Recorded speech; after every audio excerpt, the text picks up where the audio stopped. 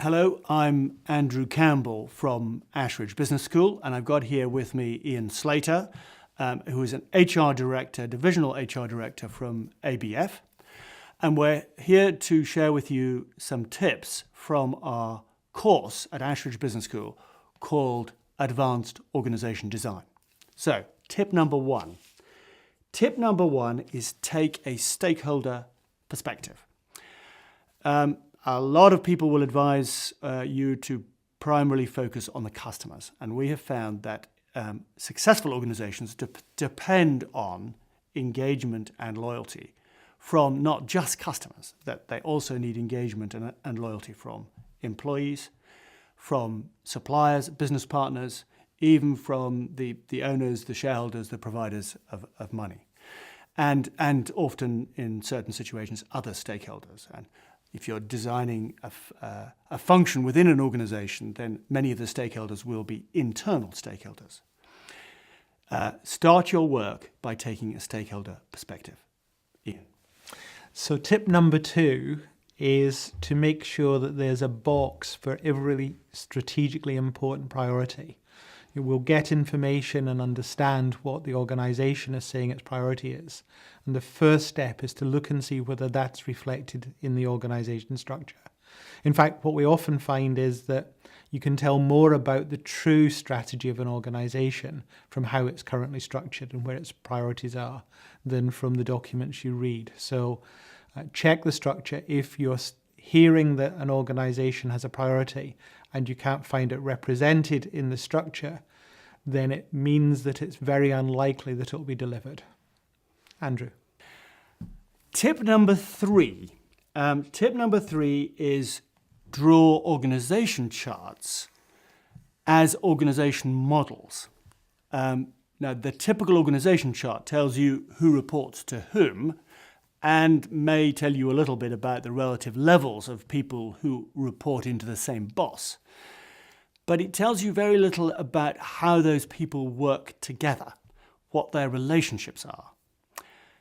Good organization design is about creating an environment and a structure that allows people to form the best working relationships with each other, the most effective working relationships. And drawing an organization model is a way of laying out those relationships and is a critical part of good design. Ian. So tip number 4 is avoid the trap of trying to over-design the organization. Design as much as you need to design to allow you to move forward, but allow the freedom for people who are then going to be working in the organization to design the detail of those elements.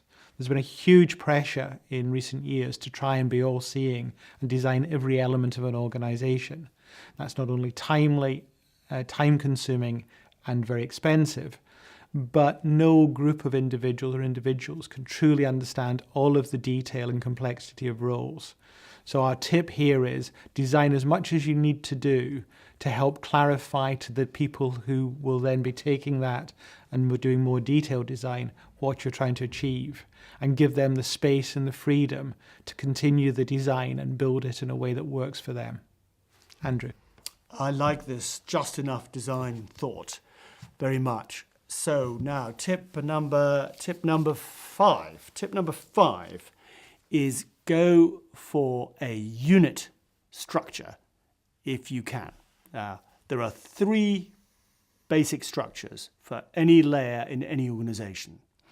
A value chain structure of functions, that's like make, buy, sell, where the customer can't get any value until all of the functions have done their work. A unit structure, which might be geographic or product or market, where each unit can deliver something to its customers without close cooperation with the other units. So you've divided up the organization into units. And a matrix structure, a matrix of units where you might have geography and product, or you might have market and product dimensions, where more coordination is required before the customer can get value. A unit structure is the best of the 3 if it makes sense for your organization, because it's lower cost to manage. The manager of a number of units can let most of the decisions be made by those units, maybe manage the whole team on monthly meetings rather than weekly or daily meetings. The individuals in the units are more motivated. They are able to take more decisions. They're able to get on with their work without getting permission from half a dozen other people outside their unit.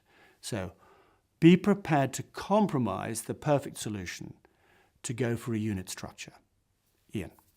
So tip 6, and the final tip for this session, is to spend the appropriate amount of time on developing a robust set of design principles.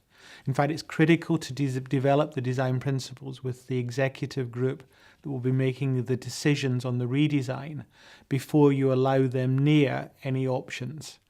Working on design principles allows them to think about the capabilities that the organisation has and needs to maintain and needs to develop to deliver the strategy in the future without drifting into debates around politics, power and role. So you get those out there so that individuals can evaluate more appropriately the options when they come back.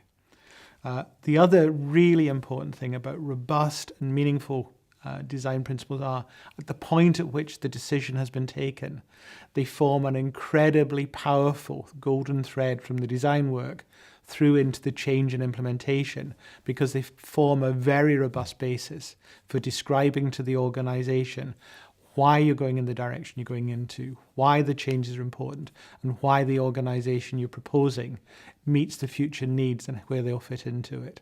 So don't cut time out by avoiding doing real work on design principles. They're essential to good design. Thank you. Thank you, Ian. A great stake in the ground in any design process is the design principles step. These are our six tips. We cover these and a number of others on the Advanced Organisation Design course.